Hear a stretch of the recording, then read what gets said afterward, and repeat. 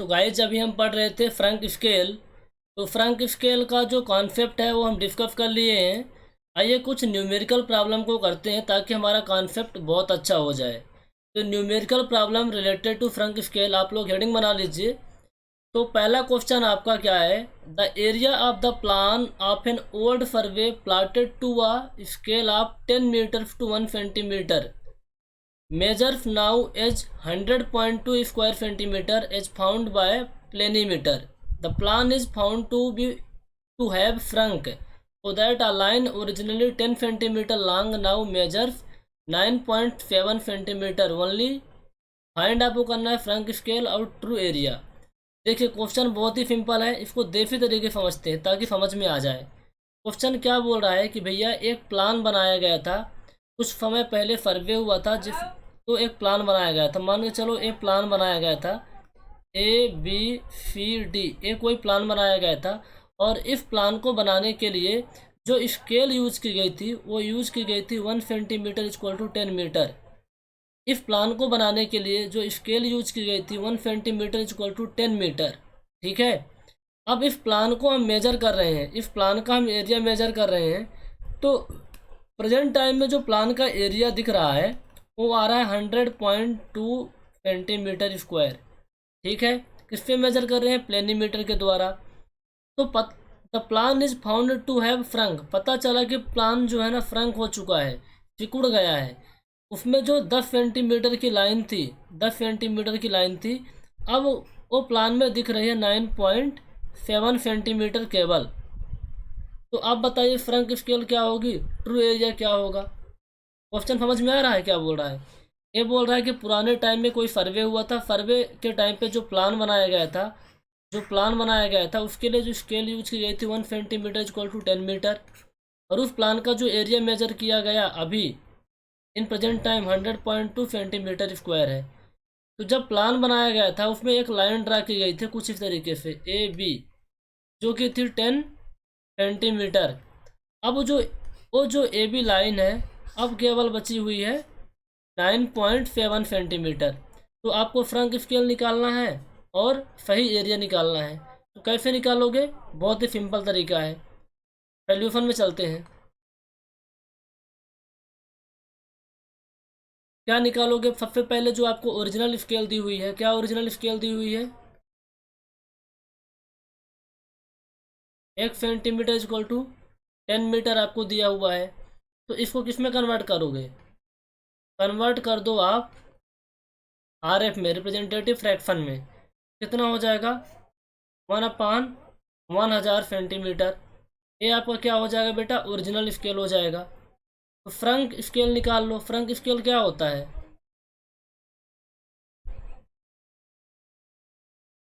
Frank scale होता है आपका श्रिंकेज फैक्टर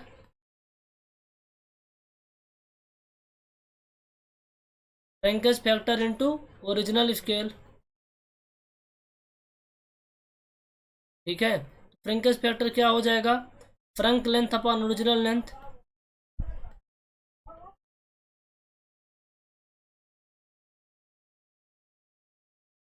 ओरिजिनल लेंथ, ठीक है, इंटू ओरिजिनल स्केल कितनी है आपकी 1/1000। फ्रंक लेंथ कितनी है 9.7 अपॉन ओरिजिनल लेंथ कितनी है 10 इंटू 1/1000। ये कितना हो जाएगा आपका, ये हो जाएगा 0.97 इंटू 1/1000। ये फ्रंक स्केल आपका कितना आ जाएगा,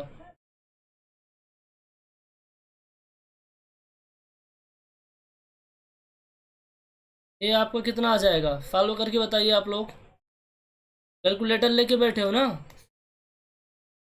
1030.93 आ रहा है मेरे में, आप भी देख लेना कितना आ रहा है। तो हमारी जो फ्रंक स्केल आ रही है 1030.93 आ रही है, 1/1030.93 आ रही है, क्या है आपकी फ्रंक स्केल है। तो अब हमको निकालना क्या है, पहले सवाल का जवाब तो मिल गया। अब दूसरा सवाल है कि हमें ओरिजिनल एरिया कैलकुलेट करनी है। तो एरिया कैसे कैलकुलेट करोगे, true area true area simple तरीके से निकाल लोगे। कैसे निकालोगे बताऊँ? ट्रू एरिया निकालने के लिए इस फ्रंट स्केल को एरिया स्केल में कन्वर्ट करो। में एरिया स्केल में 1/1030.93 का square is equal to area on map upon area on ground. ठीक है, तो आप सॉल्व कीजिए, कितना आएगा? 1/1030.93 का स्क्वायर, एक का स्क्वायर तो एक ही आ जाएगा, स्क्वायर है ना, क्यूब कहाँ से आ गया। और एरिया ऑन मैप कितना था? 100.2 centimetre square upon area on ground हमें निकालनी है। एरिया ऑन ग्राउंड हमें निकालनी है, तो कितना हो जाएगा आपका area on ground? Area on ground हो जाएगा 100.2 सेंटीमीटर के स्क्वायर इंटू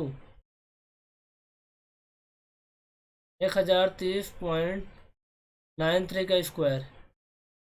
करके बताइए एरिया कितनी आ रही है। मैं फॉलो कर रहा हूँ, आप लोग भी करिए।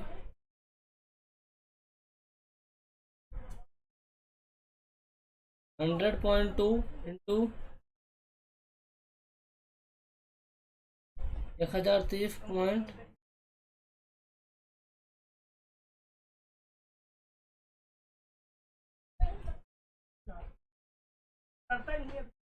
अब देखो ए आपका आ रहा है, हमारे में तो आ रहा है 106,494.229.822। ये आ रहा हमारा सेंटीमीटर में आएगा, किस में आएगा? सेंटीमीटर स्क्वायर में आ रहा है। ठीक है, तो आप ये बताइए मीटर में कितना आ जाएगा? ये मीटर में हो जाएगा 10,649 मीटर स्क्वायर। ठीक है, 10,649 मीटर स्क्वायर। तो इस तरीके से आप क्वेश्चन को कर सकते हैं, बहुत ही सिंपल है। दोनों चीज़ों को मैंने निकाल लिया। ओके, अगला क्वेश्चन और करिए। एक क्वेश्चन और दे रहा हूँ, उसको करके बताइए आप लोग।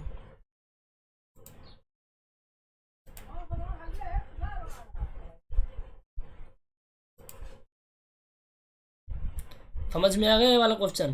बन जाना चाहिए यार, बहुत सिंपल है यार। Just minute.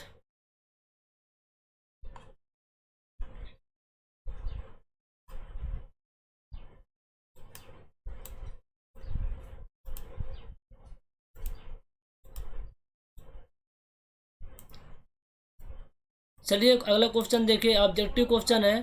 ये क्वेश्चन आपके किसी न किसी एग्जाम में आया हुआ है। ठीक है, क्वेश्चन को पढ़िए क्या लिखा हुआ है।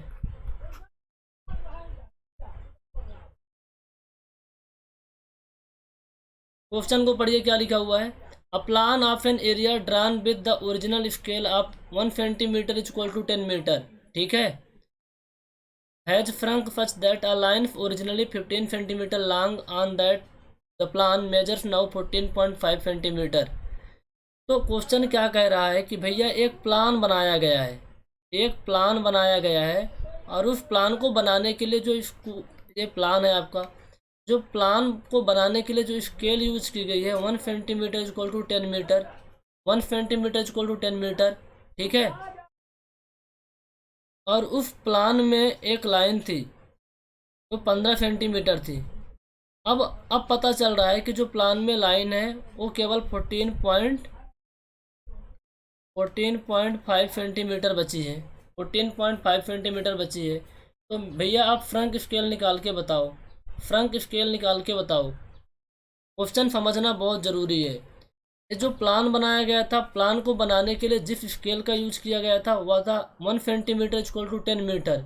यानी यदि 10 मीटर आपका ग्राउंड में था, उसको 1 सेंटीमीटर प्लान में रिप्रेजेंट किया गया था। तो प्लान में जो लाइन थी, कोई लाइन थी जो 15 सेंटीमीटर की थी, अब 14.5 सेंटीमीटर की बची है। तो आपको फ्रंट स्केल बताना है। तो हमारे पास ओरिजिनल स्केल तो यही है, ओरिजिनल स्केल तो यही है। अब हम क्या करेंगे, इफ़ फ्रैंक स्केल का फार्मूला क्या होता है,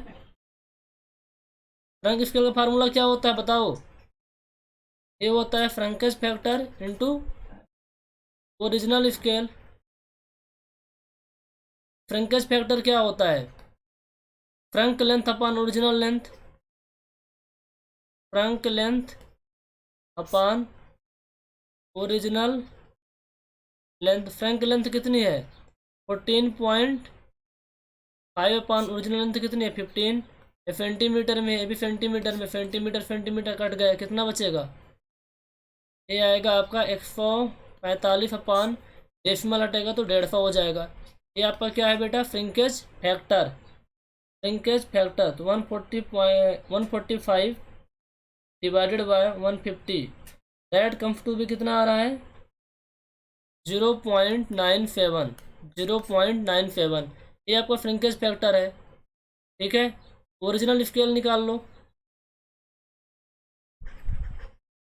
किस फॉर्म में निकालना पड़ता है, आरएफ के फॉर्म में। तो 1/1 सेंटीमीटर अपॉन 10 मीटर था, कितना हो जाएगा 1/1000 सेंटीमीटर, और ये भी सेंटीमीटर सेंटीमीटर सेंटीमीटर कट गया, 1/1000 आ गया, ठीक है।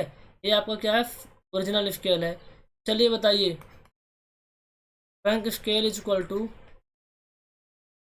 फ्रिंकेज फैक्टर 0.97 इंटू 1/1000, कितना हो जाएगा 97/50 हो जाएंगे। करके बताइए कितना आ रहा है।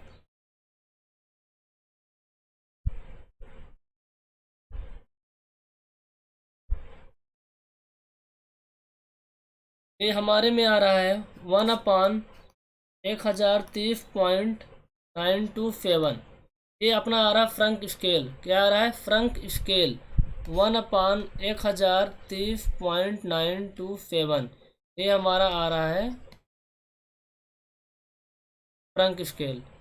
तो इसका मतलब क्या हुआ देखिए, मतलब ये है कि 1 unit in map is equal to 1030.927 unit on ground, ठीक है।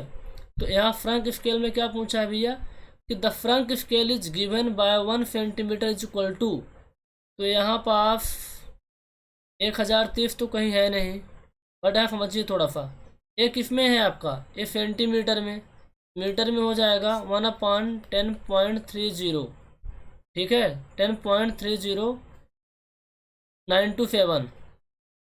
तो 10.30 कहीं दिख रहा है आपको, नहीं दिख रहा है, तो उसके नियरेस्ट जो ऑप्शन है उसको हम टिक करेंगे। तो option number 3 is the correct answer. अच्छा मैं आपको बता रहा हूँ, आप करके देखना, जब आप 145 डिवाइडेड बाय 150 करते हैं तो बहुत सारी वैल्यू आती है। यदि उस कंप्लीट वैल्यू को यहाँ लिखेंगे, उस कंप्लीट वैल्यू को आप लिखेंगे, तो ये आपका जो आता है ना, वो आता है इतना ही आ जाता है 10.34, लेकिन आप इस तरीके से कैलकुलेट कर सकते हैं। तो अच्छी बात है, करिए, पढ़ते रहिए। अगला टॉपिक अपना किस पे होगा, वर्नियर स्केल पे होगा। किस पे होगा, वर्नियर स्केल पे होगा। तो उसको हम लेके आते हैं।